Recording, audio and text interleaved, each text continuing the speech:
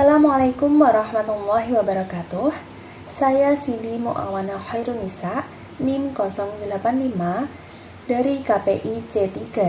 Di sini saya akan menyampaikan PPT saya yang berjudul Komunikasi, Gaya Kepemimpinan, dan Motivasi dalam Organisasi. Silahkan disimak. Mengelola organisasi membutuhkan banyak elemen dalam pelaksanaannya. Elemen pemimpin dapat menyatukan seluruh aspek untuk bersinergi mencapai satu tujuan organisasi yang memiliki kemampuan dalam berkomunikasi serta dapat mengkombinasikannya dengan gaya kepemimpinan yang efektif sehingga dapat menciptakan suasana berorganisasi yang dapat memotivasi para pegawainya untuk memberikan kinerja terbaiknya. Keputusan yang akan diambil oleh organisasi merupakan wewenang pemimpin. Kemampuan komunikasi dikombinasikan dengan gaya kepemimpinan yang efektif, sehingga dapat menciptakan suasana berorganisasi yang dapat memotivasi para pegawainya untuk memberikan kinerja terbaiknya. Organisasi sendiri itu merupakan interaksi di antara orang-orang yang ada di dalamnya. Maka, proses komunikasi di dalam interaksi tersebut merupakan hal utama dalam organisasi. Komunikasi organisasi menurut Goldhaber 1993 dipahami sebagai proses penciptaan dan pertukaran pesan-pesan dalam sebuah jaringan hubungan interdependen untuk menangani ketidakpastian lingkungan. Komunikasi dalam organisasi itu merupakan komunikasi antar manusia atau human communication yang terjadi dalam konteks organisasi. Kemampuan komunikasi perlu dikombinasikan dengan gaya kepemimpinan yang efektif, sehingga dapat menciptakan suasana berorganisasi yang dapat memotivasi para pegawainya untuk memberikan kinerja terbaiknya. Manusia selalu berusaha untuk mengorganisir segala sesuatu yang terjadi dalam hubungan yang kompleks untuk mencapai tujuan yang diinginkannya. Contoh, di Indonesia ada perusahaan Semborna yang sampai mencapai 4 generasi. Aspek yang melingkupi organisasi atau perusahaan terdiri dari banyak faktor, yaitu internal, seperti karyawan, manajemen, bahan baku, teknologi, dan sebagainya. Faktor eksternal, kebijakan pemerintah, iklim investasi, politik, dan lain sebagainya. Nah, pemimpin memiliki peranan penting dan menjadi tokoh yang menentukan orang-orang yang tepat dalam mencapai visi dan misi yang telah ditetapkan oleh organisasi dengan melayani, terus belajar, memperbaiki kesalahan yang dilakukan, mengevaluasi pelaksanaan kegiatan, serta memotivasi pegawainya. Penelitian gaya kepemimpinan serta komunikasi dalam organisasi.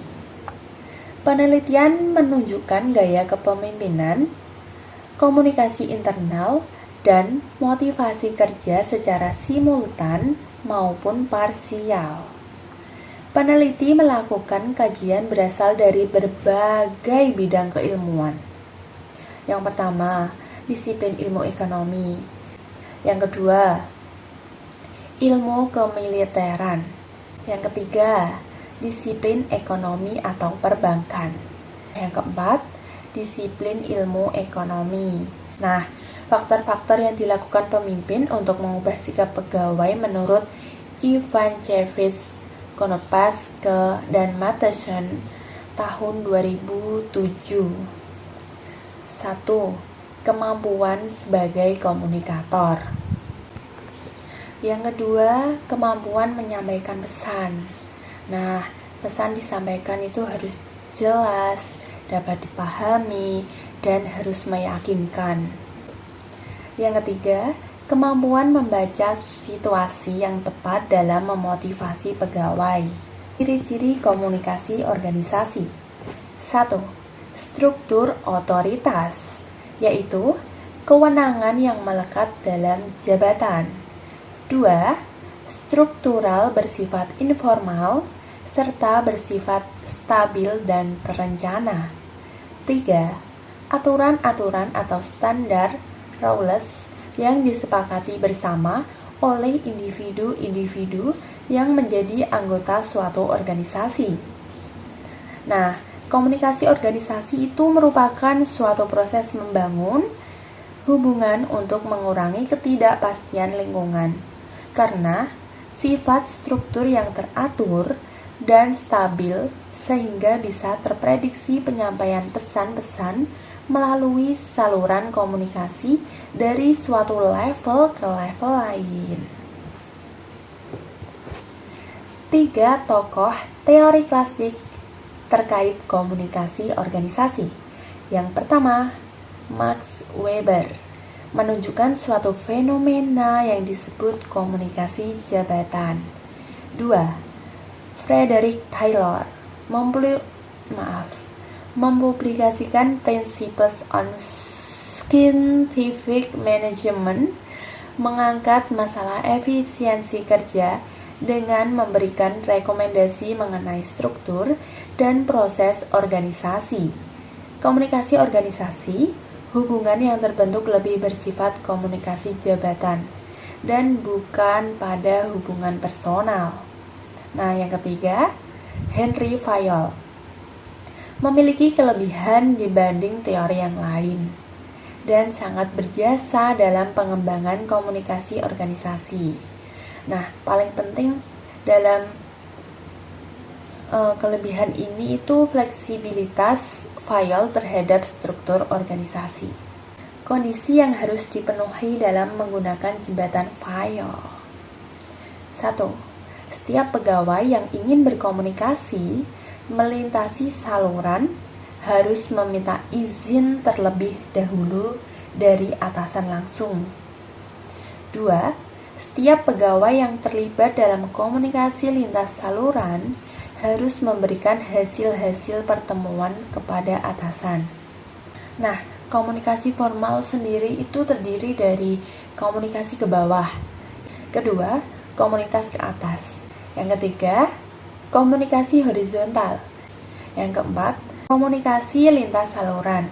Hubungan yang terjadi di dalam jaringan komunikasi formal adalah hubungan posisional, ditentukan oleh struktur otoritas dan tugas-tugas fungsional anggota organisasi. Gaya kepemimpinan. MC Gregor. Gaya kepemimpinan yang disebut teori X dan teori Y. Yang terakhir, motivasi. Motivasi itu merupakan hal yang banyak dibicarakan dalam komunikasi, manajemen, dan kepemimpinan. Motivasi memiliki kaitan yang erat dengan hal-hal yang menyebabkan seseorang mencurahkan tenaganya baik secara mental maupun fisik untuk melakukan sesuatu. Terima kasih atas perhatiannya. Mohon maaf jika ada kesalahan yang saya sengaja maupun tidak disengaja. Wabillahi taufik wal hidayah. Wassalamualaikum warahmatullahi wabarakatuh.